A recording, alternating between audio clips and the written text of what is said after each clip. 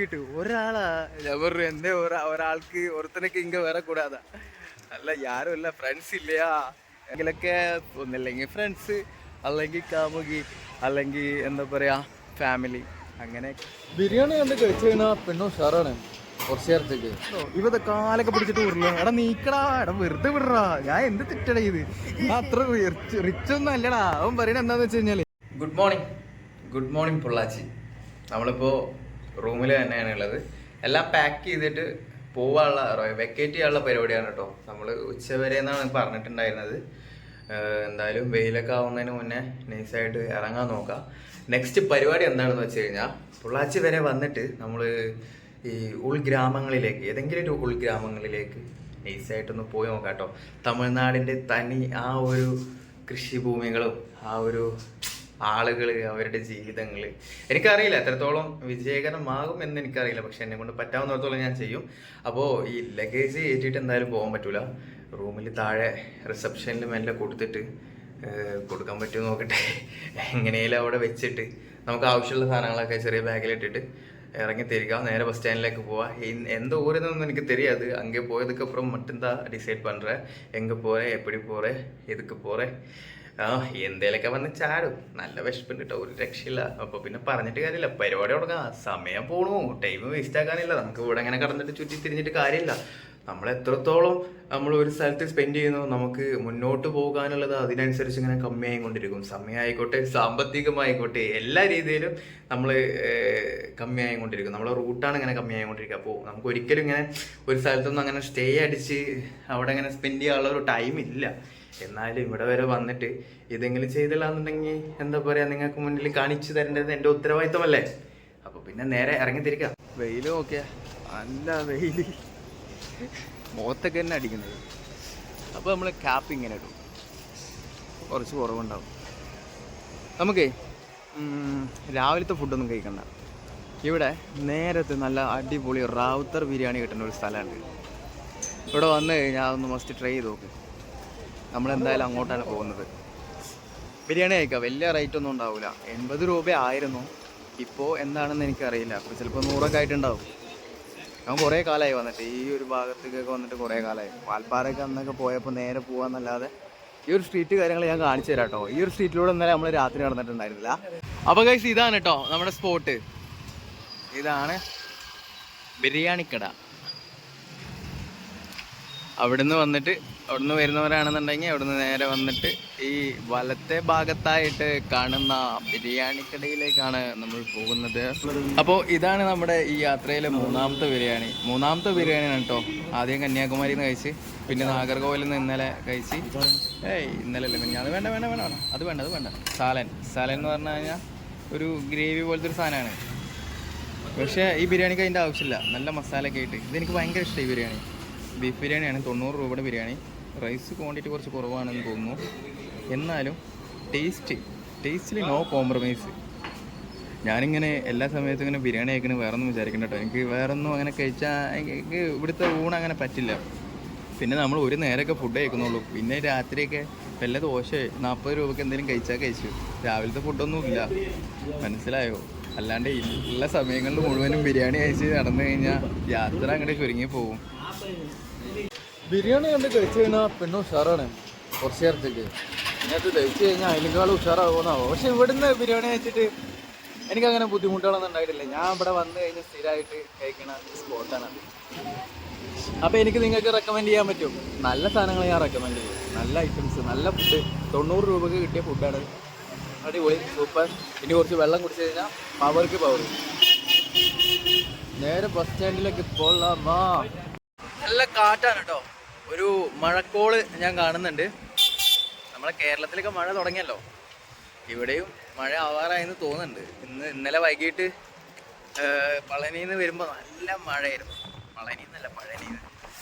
ഇന്നും ഇവിടെ മഴ പെയ്യാനുള്ള സാധ്യത നാം കാണുന്നുണ്ട്. അത് നോക്കിയാ കൊടുവായൂര്, കോട്ടായി, പെരിങ്ങോട്ടുകുറിശി, പൊള്ളാച്ചി. വണ്ടി കേരളമാണ്, പ്രൈവറ്റ് ബസ്സാണ്. അപ്പോൾ നമ്മുടെ പാലക്കാട് നിന്ന് പ്രൈവറ്റ് ബസ് റൂട്ടുണ്ട് കേട്ടോ പൊള്ളാച്ചിയിലേക്ക്. അവിടെ അതാ KSRTC ഉണ്ട്. പാലക്കാട്, മീനാക്ഷിപുരം, പെരുവെമ്പ്, പുതുനഗരം, തത്തമംഗലം, പട്ടഞ്ചേരി വണ്ടിത്താവളം. ഇവിടെ നിന്ന് ഈ മീനാക്ഷിപുരം വഴി നമ്മൾ പോവുകയാണെന്നുണ്ടെങ്കിൽ അടിപൊളി കാഴ്ചകൾ കിട്ടും. പാലക്കാടിൻ്റെ തനതായിട്ടുള്ള നെൽപ്പാടങ്ങളും കാര്യങ്ങളൊക്കെ ആയിട്ട് നല്ല ബ്യൂട്ടിഫുൾ ആയിട്ടുള്ള ഒരു കാഴ്ചകളായിരിക്കും ആ ഒരു റൂട്ട്, മീനാക്ഷിപുരം റൂട്ട്. നമുക്ക് പോകുമ്പോൾ തീരുമാനിക്കാം. നമ്മളിപ്പോൾ എന്തായാലും നമുക്ക് അപ്പുറത്തെ ബസ് സ്റ്റാൻഡിലേക്ക് പോകാം. അതാണ് ഇവിടുത്തെ ലോക്കലായിട്ടുള്ള ഏരിയകളിലേക്കൊക്കെ പോകുന്ന ബസ്സുകൾ കിട്ടുന്ന സ്റ്റാൻഡ്. അപ്പോൾ അപ്പുറത്തെ ബസ് സ്റ്റാൻഡിൽ പോയിട്ട് അവിടെ നിന്ന് കയറാൻ നോക്കാം. എങ്ങോട്ട് എന്നൊന്നുമില്ല, എവിടേക്ക് ബസ് കിട്ടുന്നോ അവിടെ അടുത്താണോ അവിടേക്ക് കയറി പോവാം. ഇവിടെ വന്നിരുന്നപ്പോഴേ ഒരുപാട് ആൾക്കാർ ഈ കുട്ടികളൊക്കെ പാടെ വന്നിട്ട് മേത്ത് വന്നിട്ട് ആകെ സീന് കണ്ടോ. ഇവത്തെ കാലൊക്കെ പിടിച്ചിട്ട് ഉരുള. എടാ നീക്കടാ, എടാ വെറുതെ വിടറാ, ഞാൻ എന്ത് തെറ്റടാ ഇത്, ഞാൻ അത്ര റിച്ച് ഒന്നും അല്ലടാ. അവൻ പറയണ എന്താന്ന് വെച്ച് കഴിഞ്ഞാല് അവൻ 10 രൂപയുടെ കേസ് പറഞ്ഞപ്പോൾ പറയാണ് എല്ലാവർക്കും ഓരോ 2 ദോശ വാങ്ങി കൊടുക്ക്, ഞങ്ങൾക്ക് പൈസ ഒന്നും വേണ്ട, സാപ്പാടല്ല. എടേ ഉണ്ണ യാർ അനുപ്പി വിടുവേ, ഉങ്ങളെ യാർ അനുപ്പി വിടുവേ? ആ പോയി ഞാനാ അനുപ്പി വിടുവേ. ഇപ്പോൾ കേരളത്തിലാണെന്നുണ്ടെങ്കിൽ നമുക്ക് പാവം തോന്നിക്കഴിഞ്ഞാൽ നമുക്ക് സഹായിക്കുന്നതുകൊണ്ട് കുഴപ്പമൊന്നുമില്ല. നമ്മളിപ്പോൾ എത്ര പൈസ ഏതൊക്കെ രീതിയിൽ നമ്മൾ ചിലവാക്കുന്നുണ്ട് ഒരു യാത്രയിൽ എന്നൊക്കെ പറഞ്ഞു കഴിഞ്ഞാൽ 10-20 ഞാനേ നക്കാപ്പിച്ച, അത് വേറെ കേസ്. ഉള്ളവർ ചിലപ്പോൾ കൊടുത്തൊന്നുമില്ല. കണ്ടോ ഇവരിങ്ങോട്ട് വന്നിട്ട് അപ്പോൾ വീഡിയോ എടുക്കുന്നതുകൊണ്ടാണ് ഒഴിവാക്കുന്നത്. ഇതൊക്കെ പഠിപ്പിച്ചു കൊടുത്ത അടവുകളാണ്. എമ്മാതിരി അടവുകൾ എന്ന് അറിയോ, കാലിലൊക്കെ വന്ന് കണ്ടോ ഡയലോഗ് അടിച്ചിട്ടാ പോകുന്നത്. എന്താ ഗുണ്ടായിസാണോ സജി? ഇതിനെ എങ്ങനെ വിലയിരുത്തണമെന്ന് പോലും എനിക്കറിയില്ല. നല്ലത് പറഞ്ഞാലും കുറ്റവും, എന്താ നല്ലതല്ലാത്തത് പറഞ്ഞാലും കുറ്റവും, എന്ത് ചെയ്താലും പ്രശ്നമാണ്. അപ്പോൾ പിന്നെ അതിൻ്റെ ആവശ്യമില്ലല്ലോ. പൊള്ളാച്ചിയിൽ കപ്പിൾസിൻ്റെയും കമിതാക്കളുടെയൊക്കെ ആസ്ഥാന കേന്ദ്രമായ മനോഹരമായിട്ടുള്ള റിസർവയറിൻ്റെ കാഴ്ചകളൊക്കെ നിറഞ്ഞിട്ടുള്ള ആലയാർ ഡാമിലേക്കാണ് ഇപ്പോൾ നമ്മൾ വന്നിട്ടുള്ളത്. അപ്പോൾ പുറത്താണ് ഇപ്പോൾ ഉള്ളത്. ടിക്കറ്റ് എടുത്തിട്ട് അകത്തേക്ക് കയറാം കേട്ടോ. അതിന് മുന്നേ എടുക്കുമ്പോൾ കോമഡി ചിരിച്ച് ചത്ത് പണ്ടാരടങ്ങിയിട്ട് ഞാൻ ഒരാളെന്ന് പറഞ്ഞു ഇതാ ടിക്കറ്റ് 20 രൂപയാണ് ചാർജ് വരുന്നത് ഒരാളെന്ന് പറഞ്ഞു. അപ്പോൾ അവിടെ ഒരു ചേച്ചി ഇരിക്കണത്, അക്കൻ്റെ മുഖത്ത് നോക്കിയിട്ട് ഒരാളാ. ഞാൻ പറഞ്ഞു എന്തേ ഒരാൾക്ക് ഒരുത്തനൊക്കെ ഇങ്ങ വേറെ കൂടാതാ. അല്ല യാരും ഇല്ല, ഫ്രണ്ട്സ് ഇല്ലയാ, ഫാമിലി ഇല്ലയാ, യാരും ഇല്ലയാ, സോളോ. അപ്പം അതിൻ്റെ അർത്ഥം എന്തിനാന്ന് വെച്ച് ഇവിടെ ആരും ഒറ്റക്കൊന്നും വന്നിട്ട് വെറുതെ ഇങ്ങനെ ഇരിക്കില്ല. ആരെങ്കിലൊക്കെ ഒന്നില്ലെങ്കിൽ ഫ്രണ്ട്സ്, അല്ലെങ്കിൽ കാമുകി, അല്ലെങ്കിൽ എന്താ പറയുക ഫാമിലി, അങ്ങനെയൊക്കെ ആയിട്ട് ഇങ്ങനെ സമയം കളയുന്നതിന് വേണ്ടിയിട്ട് വരുന്ന സ്ഥലമാണ് കേട്ടാ. പിന്നെ അത് മാത്രമല്ല, നമ്മളെ സംബന്ധിച്ചിടത്തോളം വേറൊരു ഇമ്പോർട്ടൻറ്റ് മാറ്റർ ഉണ്ട് ഇവിടെ, ഞാൻ കാണിച്ചു തരാം. അതായത് ക്യാമറ ഒന്ന് അങ്ങോട്ട് തിരിച്ചു കഴിഞ്ഞാൽ നമുക്കൊരു കാഴ്ച കാണാം. ആദ്യമായി നമുക്ക് നേരെ സ്റ്റെപ്പൊക്കെ കയറിയിട്ട് മേലേക്ക് കയറിയിട്ട് കുറച്ച് ടോപ്പ് വ്യൂ എടുക്കാം കേട്ടോ. നൈസായിട്ട് കുറച്ച് ചെറുതായിട്ട് ഇതുപോലെയുള്ള കുൽസിതങ്ങളൊക്കെ ലെഫ്റ്റ് റൈറ്റും പൊന്തകയിലും അവിടെ ഇവിടെയൊക്കെ ഉണ്ടാവും. അത് നമ്മൾ മെയിൻ ചെയ്യാൻ പാടില്ല, അതൊക്കെ അവരുടെ പ്രൈവസി. നമ്മൾ അതിലൊന്നും എന്താ പറയുക, നമ്മളതിൽ നല്ലതും പറയണ്ട ചീത്തതും പറയണ്ട, അല്ലേ.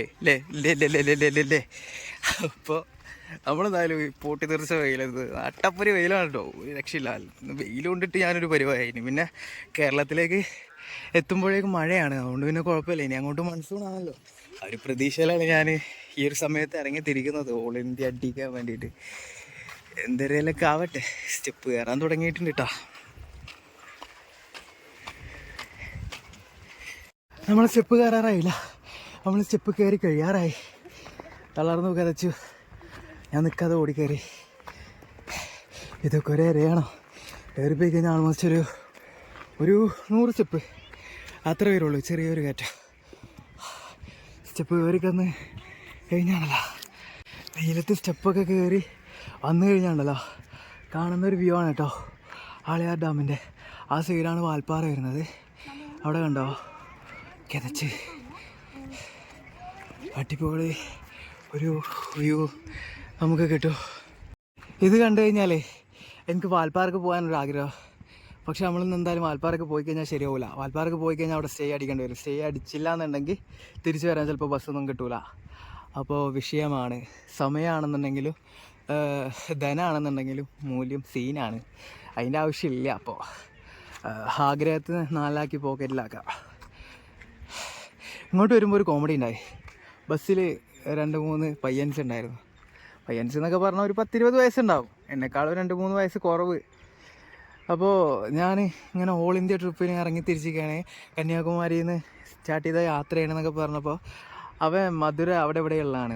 ഒരുത്തൻ്റെ വീട് ഇവിടെ തന്നെ ഉള്ളതാണ്. അപ്പോൾ എന്നോട് പറഞ്ഞു, അണ്ണാ എനിക്കും ഭയങ്കര ആശയെ എന്നോട് ഡ്രീം അത് ഒരുത്തനായി വേണം, കൂട്ടമായി പോകണേ എനിക്കിഷ്ടമല്ല, എന്നാലാണ് സ്ഥലമൊക്കെ എക്സ്പ്ലോർ ചെയ്യാൻ പറ്റുള്ളൂ, അങ്ങനെയാണ് ഇങ്ങനെയാണെന്നൊക്കെ പറഞ്ഞു കേട്ടോ. അവസാനം ഞാൻ പറഞ്ഞു എടാ ഇതെൻ്റെ എത്ര കാലത്തെ ആഗ്രഹമാണെന്നറിയോ. അപ്പോൾ ഞാൻ എൻ്റെ സ്വപ്നങ്ങളെ കുറിച്ചിട്ട് ഞാൻ അവനോട് പറഞ്ഞു കൊടുത്തു, തമിഴിൽ അഡ്ജസ്റ്റ് ചെയ്തിട്ട്. അപ്പോൾ അവൻ എന്നോട് പറഞ്ഞൊരു കാര്യമുണ്ട്, അണ്ണാ എവളെ നാളത്തെ സേവിങ്സ് ആണ് ചോദിച്ചു. അതാണ് കോമഡി. ഞാൻ ഇത്രയൊക്കെ 5 ഡയലോഗ് അടിച്ചു. ഞാൻ പറഞ്ഞു കുറേ കാലമായിട്ടുള്ള ഒരു ആഗ്രഹമാണ്, പക്ഷേ സേവിങ്സ് ആയിട്ടൊന്നുമില്ല. അപ്പോൾ അണ്ണാ എവളെ ഇருக்கு ഇപ്പോൾ കയ്യിൽ, എവളെ ഇருக்கு 2 ലക്ഷം ഇരിക്കാ 1 ലക്ഷം ഇരിക്കാന്ന് ചോദിച്ചു.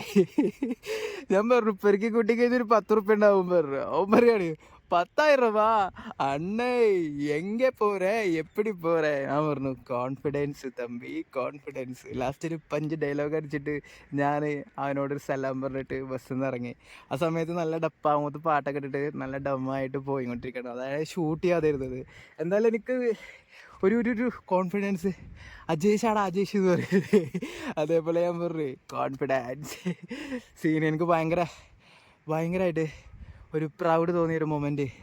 വെറുതെ വാക്കുകൾ കൊണ്ട് വാചാലം തീർത്താൽ മാത്രം പോരാ, കാണിച്ചു കൊടുക്കണം. കാണിച്ച് കൊടുത്തിട്ട് നമ്മൾ ഈ പരിപാടി അവസാനിപ്പിക്കും. എങ്ങോട്ട് നോക്കിക്കഴിഞ്ഞാലും മനോഹരമായിട്ടുള്ള കാഴ്ചകൾ, അടിപൊളി കാഴ്ചകൾ. ഈ ഒരു ഡാമിൻ്റെ ആണെന്നുണ്ടെങ്കിലും ആ ബാക്ക്ഗ്രൗണ്ടിലുള്ള മലനിരകളാണെങ്കിലും ഇവിടുത്തെ കാറ്റായാലും വേറെ ലെവൽ ഫീല്, നല്ല അടിപൊളി ഫീല്. പക്ഷെ നല്ല പൊട്ടിത്തെറിച്ച വെയിലും. നമ്മളെന്തായാലും ആറ്റം വരെ ഒന്ന് നടന്നിട്ട് വരാം. കുറച്ചങ്ങോട്ട് നടന്ന് തിരിച്ചു വരാം കേട്ടോ. കുറേ ആൾക്കാർ അവിടെ പുഴയിൽ ഇറങ്ങിയിട്ടുണ്ട്, ഡാമിലേക്ക് ഇറങ്ങിയിട്ടുണ്ട്. അവിടെ ഇറങ്ങാനുള്ളൊരു സ്റ്റെപ്പ് കാര്യങ്ങളൊക്കെ കൊടുത്തിട്ടുണ്ട്. അവിടെ കാണുന്ന മല കണ്ടോ, സെൻറ്ററിലെ നടുവിലെ മല കണ്ടോ, ഞാൻ കാണിച്ചു തരാം. വെയിറ്റ്, ഇതാണ് വാൽപ്പാറയ്ക്ക് പോകുന്ന ചുരം കേട്ടോ. ആ കാണുന്നതൊക്കെ റോഡുകളാണ്, സ്റ്റെപ്പായിട്ട് കാണുന്നതൊക്കെ റോഡുകളാണ് കേട്ടോ.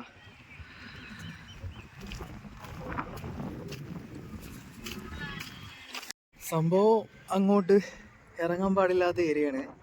റിസർവോയറിൻ്റെ അങ്ങോട്ട് ഇറങ്ങാൻ പാടില്ല. പക്ഷേ ഇപ്പോൾ വെള്ളമില്ലാത്തതിൻ്റെ ഭാഗമായിട്ടാണ് തോന്നുന്നു, നിയന്ത്രണങ്ങളൊന്നുമില്ല. അവിടെ സ്റ്റെപ്പ് കാര്യങ്ങളൊക്കെ ഉണ്ട്. ഇപ്പോൾ വെള്ളം കുറവാണല്ലോ, വിൻ്റർ സീസൺ അല്ലല്ലോ, സമ്മർ സീസൺ അല്ലേ. ഇനിയാണ് മഴക്കാലത്തൊക്കെ ഇതുവരെയൊക്കെ വെള്ളം ഉണ്ടാവും കേട്ടോ. മഴക്കാലത്തൊക്കെ നല്ല രീതിയിൽ വെള്ളം നിറയുന്ന ഒരു ഡാമാണ് ആളിയാർ. അങ്ങനെ നമ്മൾ ഇതിലേക്ക് ഇറങ്ങാൻ പോവാണ്. ഇറങ്ങിയിട്ട് വേറൊന്നുമല്ല, നൈസായിട്ട് ഒന്ന് മുഖം കഴുകാം. മുഖമൊക്കെ ആകെ വെയിൽ കൊണ്ടിട്ടൊരു പരുവായി. ഒന്ന് മുഖവും കയ്യും കാലൊക്കെ ഒന്ന് കഴുകാം. ഞാൻ വന്ന സമയത്ത് ആരുമില്ല, അതുവരെ ഒരുപാട് ആൾക്കാരുണ്ടായിരുന്നു. ഞാൻ ഇങ്ങോട്ട് വരുമ്പോഴാണ് അവരങ്ങോട്ട് പോകുന്നത്. എന്തോ ഒരു ഫീലില്ലേ, പൊളിയല്ലേ. നമുക്ക് നൈസായിട്ടൊന്ന് മുഖം കഴുകാം.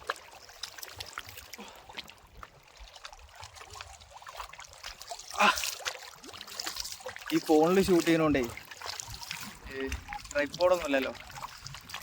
സ്റ്റിക്ക് ഉണ്ടെങ്കിൽ കുഴപ്പമില്ല, നമുക്ക് സിമ്പിളായിട്ട് ഹാൻഡിൽ ചെയ്യാം, സിമ്പിളായിട്ട് പിടിക്കാം.